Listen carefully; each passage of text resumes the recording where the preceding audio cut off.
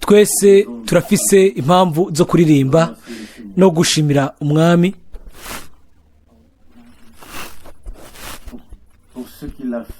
kubwo ibyo yakoze mumwe wese muri twebwe kubwo buntu. Hano ubu twoshobora gushira ku ruhande ibintu bya misi yose hamwe n'imyitwarariko yabyo n'imibabaro yabyo, hamwe twese hamwe tukibagira tukigururira umwami, aho rero yoshobora kuduhezagira mu buryo budasanzwe kuno mugoroba. Ariko kubw'ibyo birakwiye yuko tubanza kwikura ibintu byose bya misi yose hamwe n'imyitwarariko, guhangayika kwabyo, imibabaro bya misi yose hamwe n'ibibabaza biba muri yo, ibintu byose biza imbere y'umuntu wese muri twebwe, hanyuma tugakorana turi imbere y'inyonga z'Imana twidegembya kandi twugurutse mu kwitegereza, mu kuraba umwami. Bitameze uko mu gikorwa c'Imana tuzoba turemerewe n'imyitwarariko hamwe n'imibabaro, kandi mu nyuma rero tuzovuga yuko tutahezagiwe. Rimwe na rimwe abantu mbere ntibanumva n'ivyiriko biravugwa kubera yuko baremerewe imbere muri bo, kandi bakaba atari abantu bakira ku biriko biravugwa. Rero birakwiye yuko tushira byose tukabishira imbere y'umwami. Uko biri kose iyi si iganjwe n'umwasi kandi azana ibintu byinshi. Ubu rero dushatse kubyitwareka byose ntitwobona umwanya na muto wo kwitwareka ibintu by'Imana. Ariko twebwe nk'abizera twize neza gufata neza umwanya wacu tukawukoresha kugira ngo dushimire umwami, dushimagize izina ryiwe. Amen. Twategerezwa kubikora igihe mushiki wacu Gregor yabikora kuno mugoroba. Je kuvyo nihweje nkabona niwe yaririmbye mu nkomezi gusumba abandi bose barimba indirimbo y'ubuto, kandi nta nkeka niwe yiyumvira yuko ari muto mu mwami. Na je byari byangoye kuririmba, ariko igihe nabona ko ariko aririmba inkomezi ziwe zose nibwiye ati uko biri kose birakwiye nanje ko ndirimba. Nibyo, nubwo atari mu burebure bwacu ariko turirimbana basi n'abandi. Mbega nibyo canke sibyo? Ninde atarimbanye natwe? Ninde atarimbanye natwe? Hariho mbega umwe ataririmbye urakoze Mwene Data, biranezereza. Nibyo hariho abantu b'abanyakuri bavugisha ukuri, ibyo nivyo bimara igihe kirekire. Ariko ndababwira ubuntu bw'Imana nimba bugiranije nuko tungana twese twobigiramwo umugabane,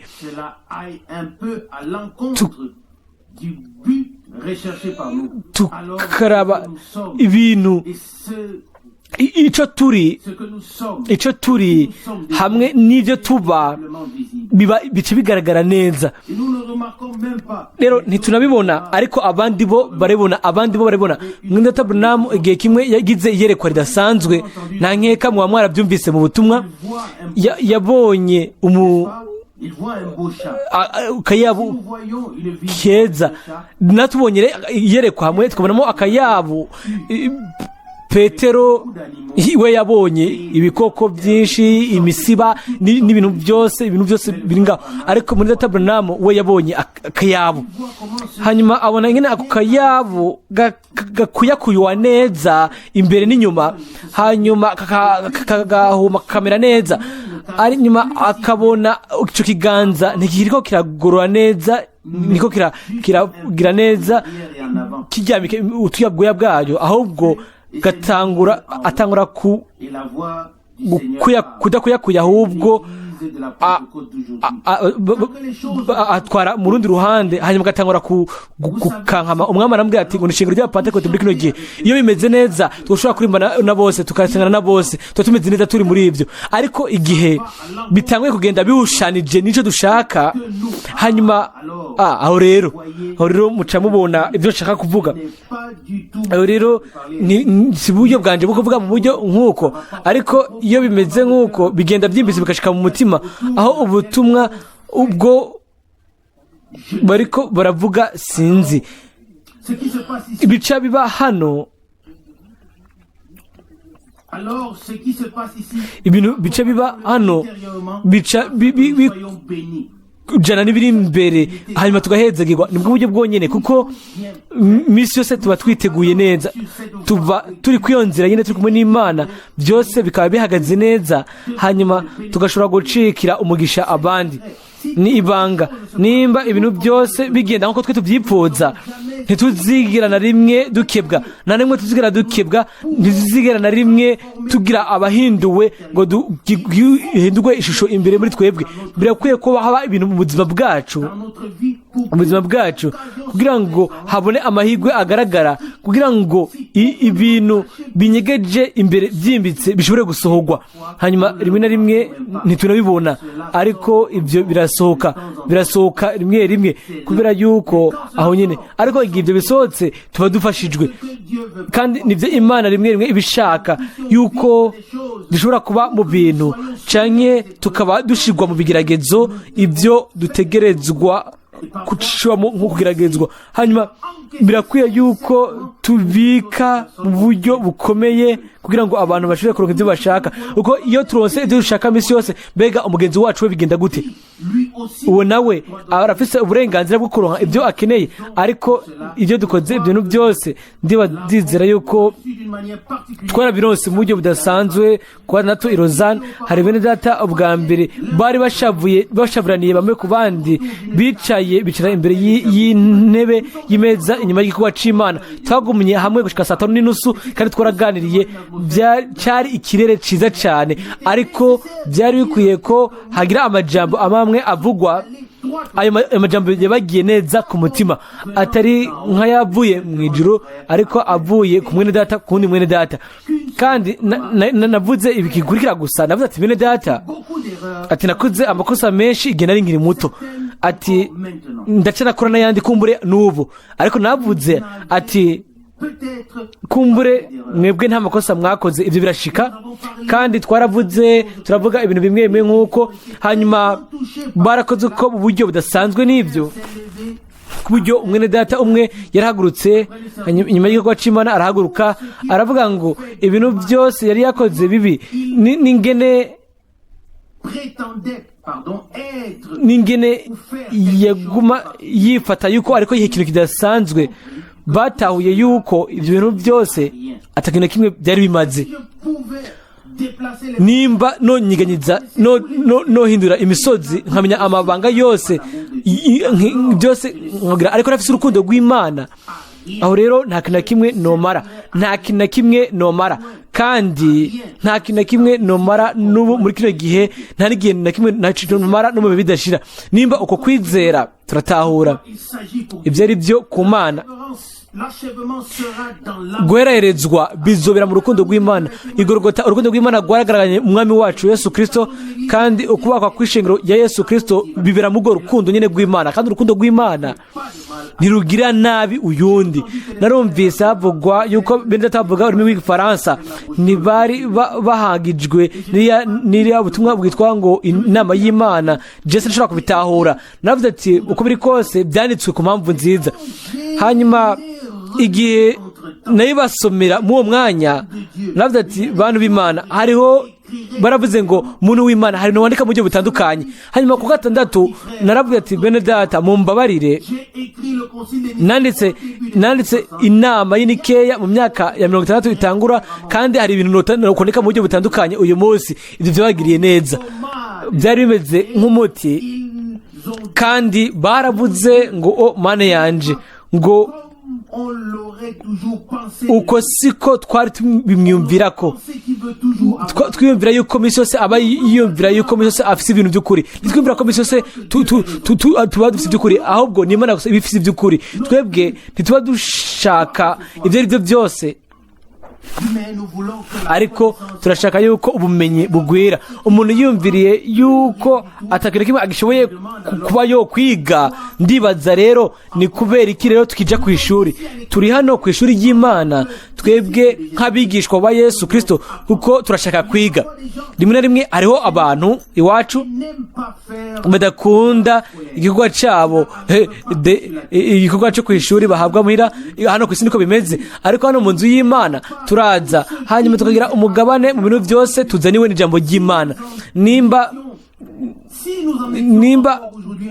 nubu tukiri mu myaka yo tukiri mu myaka ya 75 nkuko byari bimeze mu myaka 63 32 icyo gihe cyose kimeze nk'icyapfuye ubusa kandi mu Imana ntacyo bakoze muri twebwe bijenyere nkuko ibyanditswe bivuga ni ukugenda mu bumenyi tuja mu bundi bumenyi tubonesherezwa tuja mu kundi kubonesherezwa ariko uko bimeze inyigisho ya Bibiliya igoma ari inyigisho ya Bibiliya ariko turabona kumbure ibintu tukayibona mu buryo neza bitumbereye birushirije kumbure tugashobora no kubifata nibyo ariko Imana irazi ibintu byose abantu benshi babaye umugisha ariko twebwe nk'abantu kandi na jewe mu buryo budasanzwe ntacyo bitwaye ibintu byose nanditse ubutumwa noba narazanye igihe nabyimvira ko mu nyuma noba numva ntahagijwe kubera iki sindabizi nta gace na kamwe noshobora kunezerwa mu buryo bukomeye nkavuga ati ibi wabikoze neza oya nta na kamwe ndizera yuko ni Imana yabikoze uko kandi ntashobora kubikorako rero igihe twiyumvira yuko ari ikintu twakoze neza hanyuma ugashobora wirabira hejuru wishimagiza haca haza ubwibone kandi ubwo nyine haca haza ukugwa haca haza ukwifata uko bitabereye n'ibindi bikaza nk'uko hari ibintu bica biza bifatanye n'ibyo kandi mu nyuma yaho ntituba na gato tugishobora kubera umugisha umuntu n'umwe aho rero Imana ishaka tugira abantu babona ko abandi bakagashira abandi gusumba bo uko bari tugashobora tukibaha umwene data muto umubiri wene data kubw'ubuntu bw'Imana kubwo urukundo rw'Imana no kubwo iby'umwami yadukoreye ubwo rero twoshobora rero gufasha abandi tukabera n'umugisha abo bandi rero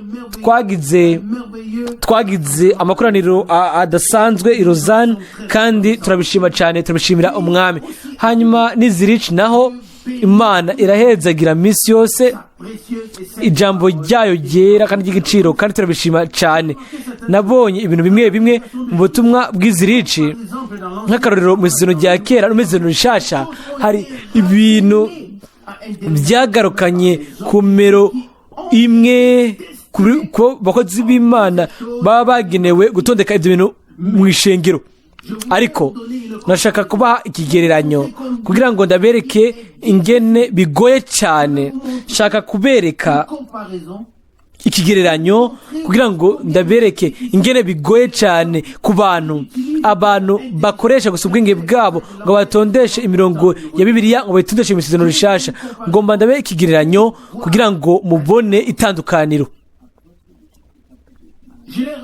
narabibonye kwa Mungu kumbure ku nshuro ya mbere ariko narimaze kubisoma inshuro nyinshi mwese murabizi ibyashitse hano neza imbere ya Pentecote mu byakozwe n'intumwa igice cya mbere ibyakozwe n'intumwa igice cya mbere umurongo wa 15 muri iyo minsi Petero ava hasi ahagarara hagati ya bene data hari hakoraniye ishengero ry'abantu nk'ijana aravuga umurongo wa 16 ati bagabo bene data ibyanditswe ntibyobuze gushika ibyo mwe mu yera yaravugiye mu kanwa ka Dawidi kuri Yuda yarongoye abaja gufata Yesu. Dufate ubwa mbere uyu murongo nihe dusanga amezero rishasha aho bafatira kuri Yesu. Abanyavuga b'ibyanditswe bari gushobora kubaza ikibazo hano igihe petero yavuga ibi bintu bari gushobora kubaza ngati umviriza habaye iki hano? Ati ni ugusohoza kw'ijambo rya zaburi iri n'iri. Ubu rero byasoje hano hamwe na Yuda. Abanyabwenge b'ibyanditswe bari gushobora kuza rero bakabaza ati biriza petero, somana natwe turasomana nawe kugira ngo turabe nimba uza gusangayo izina rya Yuda. Kandi mu by'ukuri iyaba bose barasomye ntibari gupfa babonye izina rya Yuda muri zaburi, ariko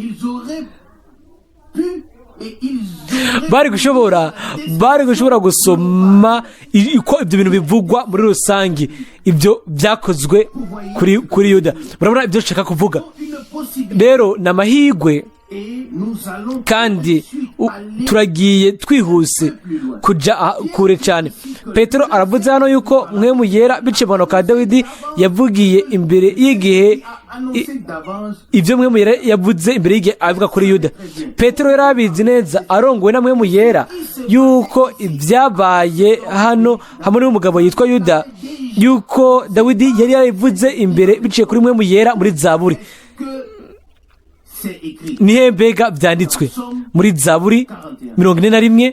Nibyo, reka dusome zaburi 41. Mwese murasome Bibiliya zanyu hamwe namwe. Ubu uyu munsi tugiye kwiga bya Bibiliya uyu munsi. Zaburi 41 umurongo w'10. Ko muri tugiye gusoma imirongo ya mbere n'imirongo ikurikira uwo murongo kugira ngo turabe uburyo ibyo bintu nk'ibyo bishobora kuba binyegeje. Mbega twohera he? Reka duherere kumbure ku murongo wa 5. Zaburi 41 umurongo wa 5. Abasi banje bamvuga ko ibi bati azopfa ryari, ngo izina ryiwe rizimangane. Ni umurongo wa 4 mu Kirundi. Naravuze ntuhoraho ungire ikigongwe ukize ubugingo bwanje kuko nagucumuyeko. Abasi banje bamvuga ko ibi batazopfa ryari, ngo izina ryiwe rizimangane. Umurongo wa 6. Kandi umwe muri bo yaje kundaba ambarira ibyo kumpema umutima wiwe ukirundanya mw'inama mbi, agasohoka akabivuga. Abanyanka bose bamvugana mutwongoshwe, bangira inama zo kungira nabi.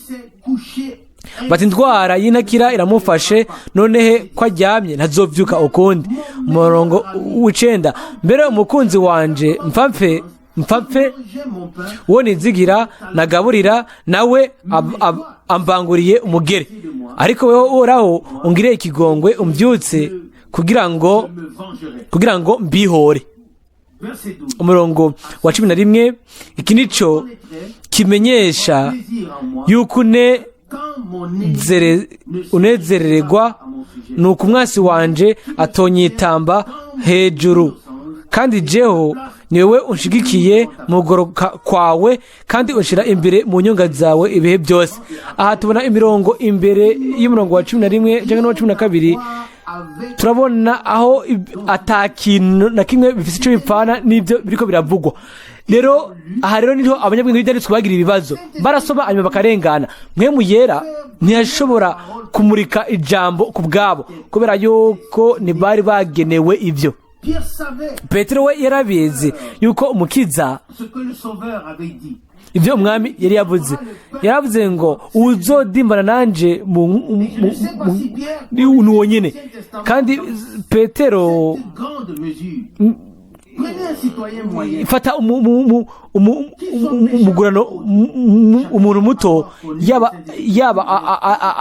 ari umurovyi cyangwa wundi, arashaka kubaza ivyanditswe ariko arashaka kubimenya nk'abariya abavyiga ate nk'abariya b'ivyanditswe. Ariko igihe cyari gishitse cyo kuzana ijambo, Mwene Yera yamwibukije aho yashobora kubisanga. Kandi kumbure kubure ntituzi nimba yarashoboye kuhugurura, ariko mwe mu w'Imana yarabivuze, kandi ibyo nuko nyine byari bimeze, kandi yari ashobora kubisanga.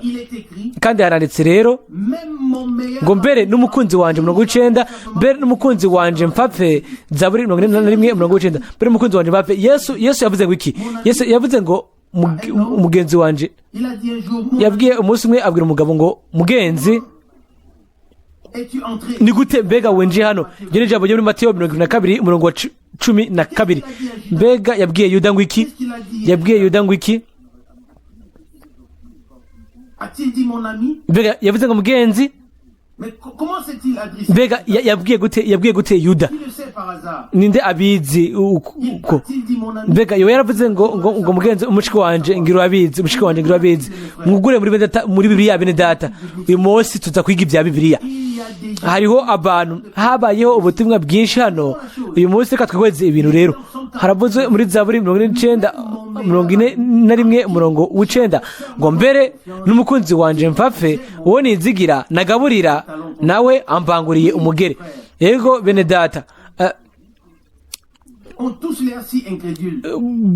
dutegerezwa kubisanga, kubibona, kugira ngo turabe nimba ari uko bimeze. Turabona ingene uyu munyezaburi, ingene mwe mu w'Imana, ingene akoresha ijambo ngo mugenzi wo mu isezerano rya kera. Turongene umwami Yesu yabwira Yuda ku isaha aho uwo murongo wa Bibiliya wategetswe gusohoza. Uwo mwemu yera nyene yavuga mu isezerano rya kera, avugira mu kanwa ka Dawidi. Uwo mwemu yera nyene yavuze avugira muri Yesu, yari wa mwami nyene. Yaravuze re mu nyuma, aravuga re hano muri Zaburi mu byakozwe n'umwari 17 ngo kuko yari yaharuwe muri twebwe ngo agahabwa umugabane w'iki gikorwa. Uwo mugabo kandi uwo muntu amaze kugura ubwatsi ku byo yahawe kw'ibiguzi byo kugabitanya kwiwe, agwa yubamye araturika, amara yiwe yose araseseka. Bimenyekana mu baba Yerusalemu bose.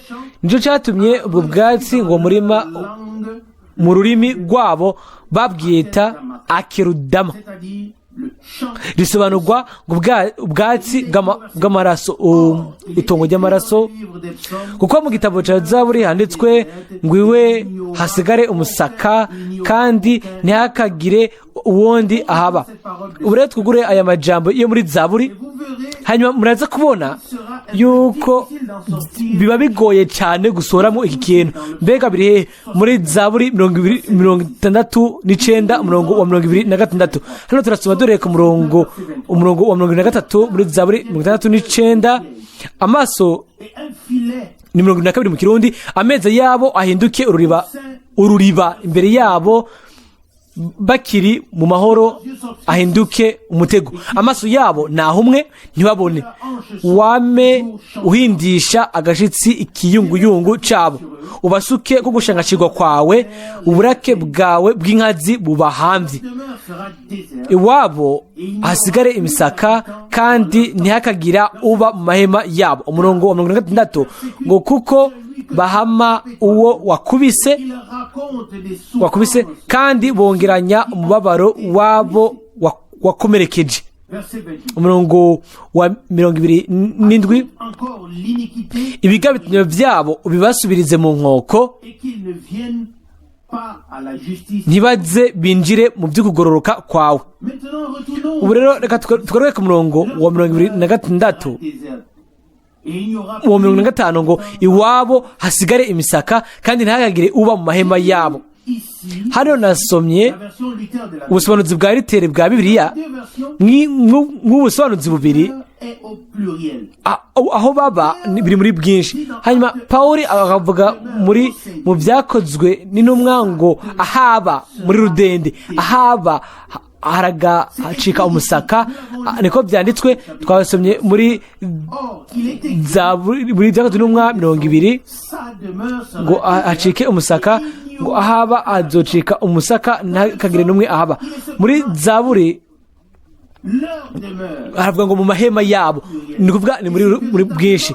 kandi ibyo nyine nibyo abanyabwenge b'ibyanditswe batabonye kandi batashobora kubona yuko ibyo bizosohoza kuri Yuda kandi no kuri abo bose bazomera nkawe uko ibihe byose bizogenda biragenda. Mbega muratahura ibyo ari byo?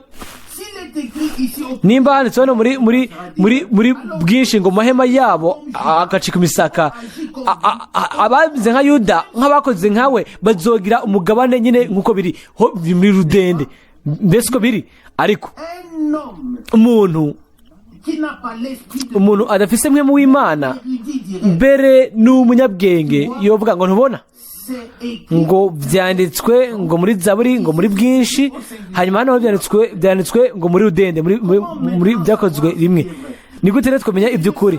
Ariko mwe mu w'Imana yarabizi yuko atazoba Yuda umwe, ahubwo yuko uko isezerano rishasha rizoza riragenda hazozaharaba ibyo bintu, kandi ko ariko bizoza biranagendera aho bose bazo baracumura batsindwa ku caha nk'icyashikiye Yuda, nk'ibyashikiye Yuda muri icyo gihe. Nimba mubandanje gusoma hano haranditswe ku murongo wa 29 muri Zaburi 69 28 ngo basibanganye mu gitabo cy'ubugingo ntibaze bandikanwe n'abagororotsi. Na Mwene Data Branham arashikana akavuga yuko ngo Mwene Data aravuga ko Yuda yari yanditse mu gitabo cy'ubugingo ariko ngo yarafuditse. Murabona ko ntiyashobora kwandikanwa n'abagororotsi, niko binavugwa hano, kandi umwami yabivuze neza imbere y'igihe. Aravuga ngo uwo nari nizigira muri Zaburi 1:9 ngo uwahagaranwa mu bandi bigishwa ariko agakora ibyo abyiraritse. Haravugwa hano ngo basibanganywe mu gitabo cy'ubugingo 128 muri Zaburi 69. Kandi ibyo hano tubona itandukaniro. Igihe umuntu yanditse mu gitabo cy'ubugingo birashoboka yuko uwo muntu afutwa, ariko nimba yanditse mu gitabo cy'ubugingo cy'umwagazi w'intama wishwe imbere y'uko isi iremwa, aho niho harimo itandukaniro. Ahantu hose havugwa umukuku watoranijwe havugwa igitabo cy'umwagazi w'intama, ariko havugwa urubanza rwa nyuma ku ntebe yera haravugwa ngo ibitabo birazingurwa, hanyuma igitabo cy'ubugingo atari igitabo cy'umwagazi w'intama ariko igitabo cy'ubugingo birakirugwa nk'uko bitwa byashoye Yohana 20:12. kandi umuntu wese atarusanzwe ari mu gitabo cy'ubugingo atagwa mu nyenga y'umuriro. Ibyo muri Yohana 20. Nje gituma Mwene Data Branham yarashimitse yuko yamye ashimika yuko ibintu nyamukuru nuko amazina yacu, ndiyumvira yuko murashobora kubibona mu byesho Yohana 13. Uwo murongo urazwi neza cyane, uvugwa yuko abo bose bazosenga igikoko, abo bose amazina atanditswe mu gitabo cy'umwagazi w'intama wishwe imbere yuko isi iremwa. Iyo mvugo ivugwa nk'uko inshuro nyinshi. Hano mu byesho Yohana 13 umurongo 8 haravugwa, byesho Yohana 13 umurongo 8, kandi aba ku isi bose bazogusenga umuntu wese atanditswe izina mu gitabo cy'ubugingo cy'umwagazi w'intama yatanzwe kwikimazi uhereye kukuremwa kwese. Namba hari umuntu ari n'ugutwi niyumve. Turabona rero yuko iyi mvugo yavuzwe neza ikavuga mu izina rya kera. Abigishwa intumwa zarayimenye neza, zimenya mu gihe cyazo, kandi murabizi ibyo ubwo n'ubuntu buhambaye. N'imbere ya Pentekoti, imbere yuko mwe muyera asukwa, Petero uwo yari yihakanye umwami iminsi mike imbere yaho, yaraje aho aravuga ngo Mwene Data, murabizi yuko umwami yangeneye kugira ngo ndababwire ibyabaye. Ntiyarondeye inama ku banyabwenge b'ibyanditswe n'abafarisayo, ntiyisanze mu kuburanirwa, ariko yarabizi ngo Imana izodufasha. Mbega siko byagenze natwe mu gihe cyacu? Intambwe yo ku yindi umwami yaradufashije kugira ngo dutondeke ibintu byose mu buryo bwa Bibiliya, kandi nk'uko twabivuze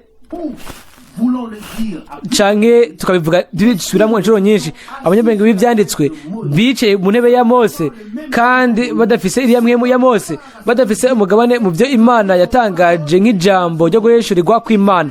Bari bafise inyuguti, barishe nabo ubwabo barapfa, ariko mwemu yatanze ubugingo mu igihe byari bibereye. Kandi uko niko tubona hano, haravugwa hano ku murongo wa 20 muri Zaburi, ibyakozwe n'intumwa rimwe murongo wa 22 agace ka mbere, gundi afate ikibanza ciwe. Ndibaza yuko afata ubwo busuku bwiwe. Ndibaza ko nubivuze hari abantu babiri baje guterekwa ku bupfindo. Ndibaza yuko no mu miseno rya kera byarakogwa ku baherezi, ego naho baragira ubupfindo. Hanyuma uwo mugabo yarazi uwo murongo. Ndibaza yuko hari mu baherezi ninde azi uwo murongo, aho uwo murongo wanditswe. Ninde abizi aho byanditswe ko abaherezi bakirwa ubupfindo? Narabisomye, narabyanditse ariko sinibuka neza aho biri. Uko niko rimwe binshikira nkibagira. Mwene data mu cyumba amuhaye imirongo, aravuze amushati oya ndawurondera biseno rya kera. Aravuze ati ego, aravuze ati ego mwene data, ni muri Luka rimwe, ni muri ko amwe na Zekariya, ni muri Luka n'uwo murongo ndondera Luka rimwe. Aha ubupfindo bwagoye kuri Zekariya kugira ngo agende kure ugicaniro. Ego mu buryo bumwe ntabwo kenera kurondera henshi, bikwiye kubibona twihuse muri Luka igice cya mbere. Ego umurongo w'icenda naho nyine muri Luka rimwe umurongo w'icenda ngo kandi nk'uko umugenzo w'abaherezi wa Rore niwe yari yatoranijwe n'ubupfindo kwinjira ahera urusengero rw'umwami Imana kosa imibavu. Hano haranditswe mu mututitizo muri buriya ikidagi ngo bifatira mu kuvayo 37 umurongo w'indwi. No mu kirundi nico kimwe turabona ko ibintu abantu b'Imana bakora hano ntibari byifondera aho nyene, ahubwo baba bafise bafatira mu byanditswe byera. Ahantu kanaka Imana yarabivuze ubwo buryo nyene, uko biri kuca nk'ukundi byabizwe mu bwoko bw'Imana. Hanyuma hakaba hari uwundi murongo nashaka gusoma. Uko biri kose uko niko abantu b'Imana batondeka ibintu byose, kandi nta na rimwe ntibabigira bihuse cyangwa babigure batebaganye. Ntibavuga Pentecote. Ni Petero hano yararindiriye yuko Pentecote ishika. Ibintu byose mu byanditswe byera bifise igihe cyabyo kandi bitegereza kuba bitondetse mu buryo bwiza. Ntiyitangiye imbere ibintu bimwe, ariko yararetse arongogwa intambwe ku yindi namwe mu yera. Ariko abanyabwenge b'ibyanditswe, ndashimira cyane Imana yuko atabanyabwenge b'ibyanditswe bari mu mabaya 120 bari kuri ya combo. Iyo bitagenda uko bari kugira imishwano bagaharira. Ariko ibyanditswe byera biravuga yuko bose barehoje umutima n'inama. Ahantu hari ijambo ry'Imana, ijambo ry'ubuhanuzi riragaragazwa mu gusoza kwaryo, rigatondeka mu buryo bwa Bibiliya. Aho rero abantu baba bahoje umutima n'inama, ntacyo bitwaye uriko aravuga. Ibyo bifise icyo bimaze gito. Ikintu nyamukuru nuko ijambo ry'Imana riba ritondetswe mu buryo bwiza. Kandi muri uwo mwanya umwami yakoreje Petero kugira ngo atondeke neza iyo mirongo ya Bibiliya, hanyuma umwe inyuma y'uwundi. Hanyuma ikoresha Petero iravuga ngo ibyo Imana yavuze iciye muri Dawudi ku bijanye na Yuda. Hanyuma mu nyuma akavuga ngo uwundi azofata igikorwa ubwiriza bwiwe buzosubirwa mu yundi. Uko niko yagiye atera intambwe ku yindi gushikaho ibintu byose byatutse mu buryo bwiza, gushikaho mwe mu yera yashobora gusukwa. Ndizera yuko ubu turi mu yo ntambwe imisa nk'iyo. Abantu kumbure bari gushaka kubaza kiriya gihe bagafatira no kuri Yohana bakavuga ati umviriza bimeze neza. Umuhanuzi Yesaya avuga ngo ndabarungikira mbega handitswe muri Yesaya 40 nimubinyibutse ni ijwi ry'uvuga ry'usemerera mu bugaragwa. Haba muri Maraki 3 naho aravuga ngo ndaronka intumwa yanje imbere yanje. Abanyabwenge byanditswe nanke ko barafite izo nyuguti bari babizi yuko hari ikintu kigiye gushika, ariko rero bari gushobora kuvuga atumviriza izina rya Yohana Yesaya ntiyarivuze, kandi bari gushobora kuvuga ngo umbereza ngo turizera byose ivyo Maraki yavuze, ariko mbere turanizera yuko azoza yaravuze byose, ariko ntiyavuze Yohana. Bari gushobora kuvuga Yesaya yari yavugijwe neza, aravuga ngo byose inzira zizogororwa, yavuze byose neza, ariko kuri Yohana nta kintu na kimwe yavuze. Nivyo abanyabwenge byanditswe benshi bari gushobora kuvuga, ariko yari yavuze Yohana. Maraki yari yavuze Yohana, Yesaya yari yavuze Yohana. Mbega muratahura ibyo nshaka kuvuga? Jewe ndiko ntanga gusa imvugo izo abanyabwenge byanditswe bashobora kuvuga. Uyu munsi baraza kuri twebwe, ivyo biramaze kudushikira yuko abantu baza hanyuma bakavuga ngo dushaka kandi turizera buri jambo ryose ryanditse muri Bibiliya, hanyuma bakakubwira ati rero somera izina rya Abrahamu muri Bibiliya. Mbega ntibarabwira ibyo, bakavuga ngo somera izina rya Abrahamu muri Bibiliya. Umugabo umuzwe yarambwiye, umugabo akomeye, hanyuma yarambwiye ati mviriza, aravuga ati ibyanditswe muri Bibiliya ngo ndabyizera, ati ariko birakwiye yuko bisubira muri Bibiliya. Kiriya gihe yari kubisoma, yari gusoma muri Yohana, agasoma ngo umviriza ijwi ry'ubuvugabutumwa muri Yesaya, y'izina rya Yohana rizokumvikana mu bugaragwa. Ibyo yari gushobora kubisoma nk'uko hamwe n'izina rya Yohana. Aho rero byose bari gushobora kubitahura. Aho rero mu gihe cyo gushuka kwa mwe mu yera ntibari kuba bakeneye ikintu na kimwe. Abanyabwenge byanditswe bari kuza bakavuga ati mushinga ntahe tugomba kubatangariza uyu munsi yuko ijambo ry'ubuhanuzi Yesaya ryasohoje hano uyu munsi, ariko ntibyari byagenewe abo, byari byagenewe urubuto rw'Imana. Kandi turabona ibyo Mwene Data Ewald yavuze, yaravuze ngo ishengero rya Yesu Kristo rishingiye ku guhishurirwa. Kandi nk'uko wonyine Petero n'abantu bose b'Imana baba bazi ibintu byavuzwe, hanyuma ubwo nyine bakabona Yohana, hanyuma bagahagarara muwe mu w'Imana agateresha imitima yabo igasimbagurika, hanyuma bakiyumvira ku ijambo, bakimera ngo ijwi ry'uvuga byusemera mu bugaragwa, ngurire mu bugaragwa. Umuhanuzi yarabivuze ati ehe ndamurungitse imbere yanje, niwe turashaka kumwumviriza, nibyo nta bindi. Hanyuma abanyabwenge byanditswe bashaka kuvuga ati abantu baciriritse biruka mu bugaragwa, abantu basuzuguritse biruka mu bugaragwa, ariko si abantu baciriritse, ahubwo n'ubwoko bw'Imana, abacunguwe n'amaraso, abacunguwe n'umwami, abantu bagiriwe ubuntu n'Imana. Nibyo kandi abo rero barumvirije uyu munsi, natwe baratubaza ibibazo ati nibyo turabyizera. Kandi biratangaje ingene abantu bizera yuko umuhanuzi azoza. Mbere no mu bantu b'ubutumwa bwiza bwuzuye, ndibuka mu kiganiro kimwe nagiranye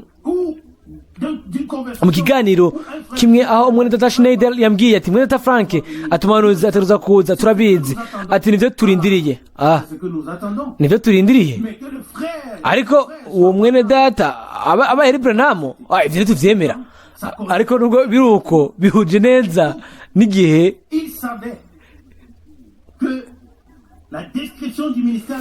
bari babizi yuko neza ko ubukozi bwa Yohana Umubatizi ubwo bwari bumeze, bari babibona ko bisa neza, kandi na Petero yakoze idini akabibona neza kuri na Yuda, kandi n'abandi bakuru uko nyine kuri n'umwami Yesu.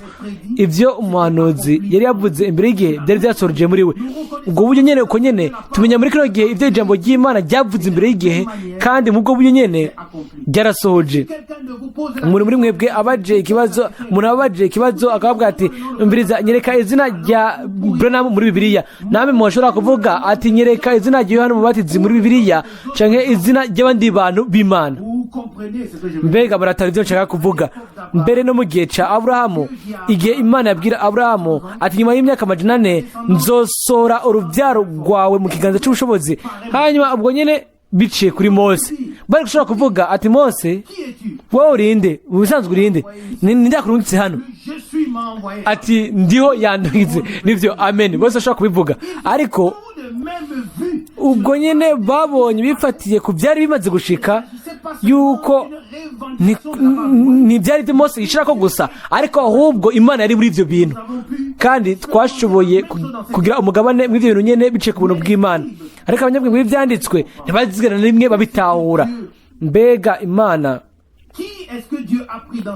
Imana yafashe nde mu kino gihe? Ni Mwene Data Branham. Ntiyigeze abona ishuri rya Bibiliya aja kwigamo, ntiyigeze abijamwo na gatonyi. Umuntu yiviriye mu bantu baciriritse, umuntu yifatira ibikoko yifatiye mu ishamba akagenda kibera mu ishamba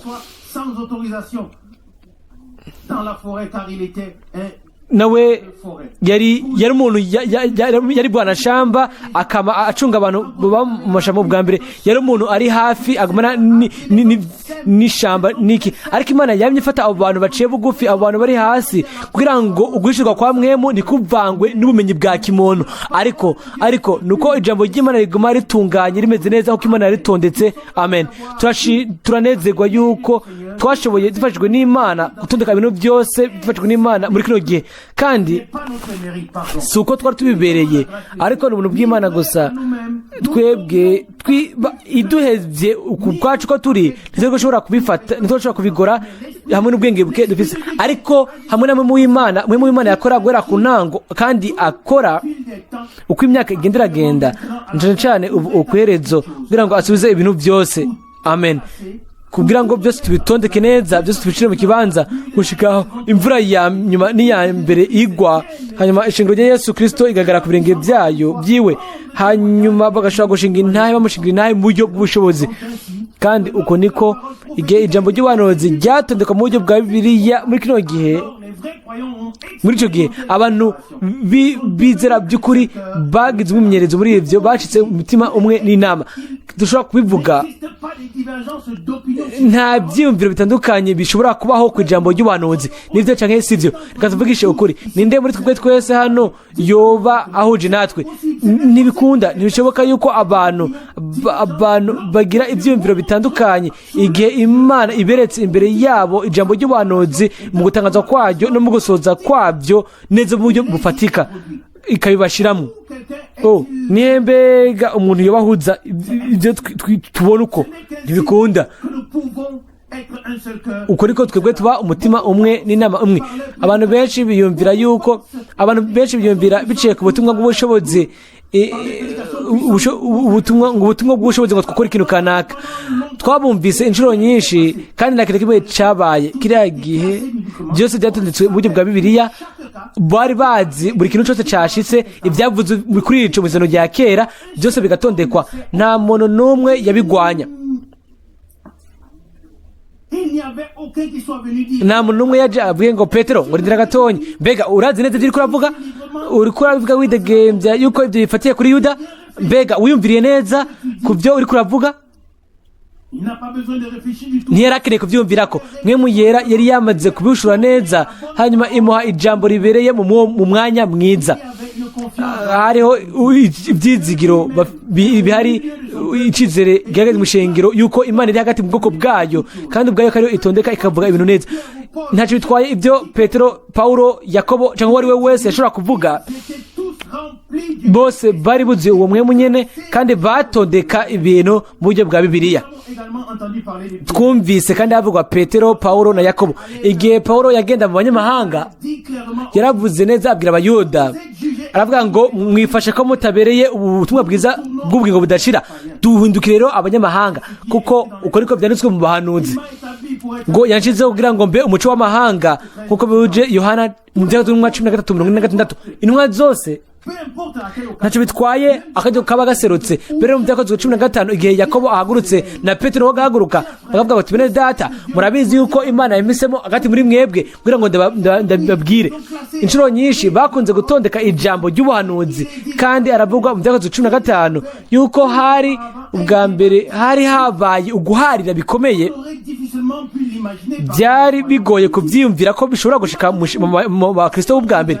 Nimwiyumvire kumbure mwo kwiyumvira yuko twebwe turi abayoborwa bakemera kuyoborwa boroshe, ariko byarashitse yuko bagize uguharira bikomeye kuri ibyo bintu. Byakozwe 15:6 ngo 15:6 nuko intumwa n'abakuru bakoranira hamwe kuja inama y'iryo jambo. Habaye imiburano myinshi, Petero avase arababwira umurongo w'indwi ati bagabo bene data murabizi yuko kera Imana yanoranije muri mwebwe kugira ngo mu kanwa kanje abe ariho abanyamahanga bumva ijambo ry'ubutumwa bwiza bizere, n'ibindi gushikaho Yakobo nawe afata ijambo ku murongo wa 13 ngo barangije kuvuga Yakobo aravuga ati bagabo bene data nimunyumvirize ati Simoni yabiganiye ingene Imana yatanguye kugendera abanyamahanga ngo barobanure nk'ubwoko bw'izina ryayo. Amajambo y'abavugishwa nayo ahuye n'ivyo nkuko handitswe ngo hanyuma y'ibyo iraba Yakobo aharageze mu ijambo ry'ubuhanuzi, yarabandaje mu ijambo ry'ubuhanuzi ati raba hano yatondetse byose buryo bwa Bibiliya. Aravuga ati bene data ati mwese mwumvise ingene Simoni Petero yavuze, nanje mfatanije nawe ati kuko ibi navyo bihuje n'ijambo ry'ubuhanuzi, uko niko byanditswe mu buhanuzi. Mbega sikumeze kandi ibi bintu byari bimaze gushishwa ngaho. Mbega ibi byari biki? Bwari ubuntu bw'Imana, umwami ubwiwe agaba ku bwoko bwiwe. Twese twoshobora kugira ibyiyumviro byacu ku bintu byose, ariko kubera yuko Imana tugiriye ubuntu ntidufise ibyiyumviro byacu ku bintu, ahubwo dushaka kumenya umugambi w'agakiza w'Imana, hanyuma tukarungwa n'amwe w'Imana mu kuri kose. Kandi ibyo nivyo umwami yashoboye gukora ngo ireme ikintu cy'ubwiza mu bwoko bwiwe mu gihe cyerezo. Murashobora, sindabivuga gusa ubwo, ahubwo murashobora kugenda mu kibanza no mu kindi no mu gisagara no mu kindi, ni mu ndere ishengero aho ushobora gusanga ubumwe mu bumenyi mu byo Imana iriko irakora hamwe n'ibindi. Ibyo bibaho kiretse ugutondeka kwa Bibiliya k'ubuhanuzi kumaze gutangwa mu ikoraniro. Aho rero bose baba bamaze kuba bigishijwe n'Imana nk'uko umuhanuzi yabivuze mu izeno rya kera ngo bose bazoba bigishijwe n'Imana. Yesaya 50, Yohana 5. Kwigishwa n'Imana bisigura ngo mwe mu Imana afata ijambo hanyuma akarishira mu kibanza ciza mu mvugo yo gusohoza aho nyine riba ribereye kuba, kandi abantu bose baribonye baranezerwa, hanyuma bakaba bigishijwe n'Imana, bakaba umutima umwe, bagahuza umutima n'inama. Amen.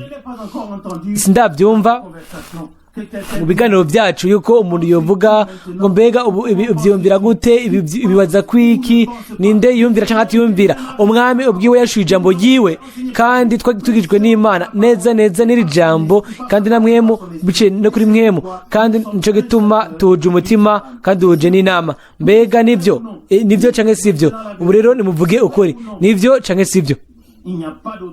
Nta bundi buryo. Ntidushobora kwicara hamwe ngo hanyuma ngo twikubite ku mutwe ngo birakwiye yuko ngo duhoza duhuza ibyumviro, ariko nk'uko byari bimeze ku ntango niko biteza kumera ku mpera. Ifise abakozi biwe barose ijambo bararigabura, aho barishira aho ritegereza kuba ubwoko bw'Imana buraryakira. Bose bari bigijwe na mwemu biciye ku ijambo ryera ry'igiciro ry'Imana, kandi muri ubwo buryo nyene niho ibyo twabihawe muri kino gihe. Umuntu abona akamenya arahezagirwa, arafashwa, arashobora kugenda agashimira gusa Imana yiwe yuko ashobora kugira umugabane mu byo Imana ikirakora muri kino gihe. Yuda yogenda hano cyangwa akagenda ahandi, ibyo bintu byose bitegereza kumera nk'uku. Twebwe nituraba ibyo, turaba Yesu Kristo intango n'uheraheza ukwizera kwacu. Amen. nibyo intango y'ukwizera kwacu. turaba intego kandi mu burebure aho biva kuri twebwe turashaka gushira ukugomba kwacu mugomba kw'Imana kugira ngo ishobore gushira ku ntego hamwe natwe yishure yishimagize yishishure kuko byabaye ku munsi wa Pentecote. Nyuma yuko ibintu byose byari bimaze gutondeka, nyuma Mpwemu Yera akamanuka, babandanije gutondeka ibintu kandi ntibyigeze bihagarika. Ku munsi wa Pentecote Paulo yahise Petero yatawe gutondeka ibintu, aravuga bene data ahasohoje gusa ibyo umuhanuzi Yoweri yavuze, ibyo byarabandanije birasohoye birabandanya gushika no kuri uyu munsi. Ijambo ry'ubuhanuzi riratondeka neza mu ishengero rya Yesu Kristo, kandi aho nyene abo bantu bigishwa n'Imana ba umutima umwe baje umutima n'inama. Amen. Turahaguruka kugira ngo dusenge.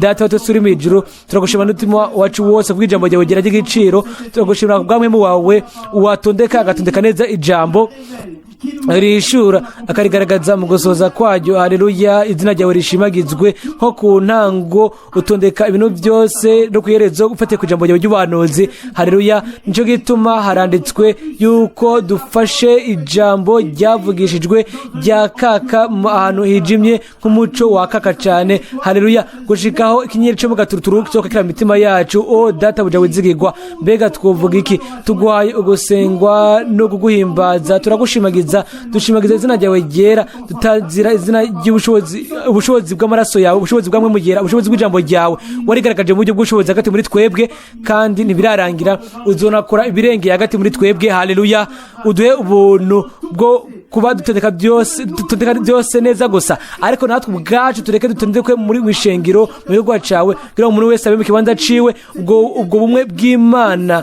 bw'umwe bwa Bibiliya bushobore kugaragazwa mu mitima yacu twese uko tumeze, mu byumvo byacu, mu bikorwa byacu, kugira ngo ushobore kumanuka ukore ibihambaye biciye mu bushobozi bw'amwe mu yera. Turagushimira kuri byose mu izina rya Yesu. Amen.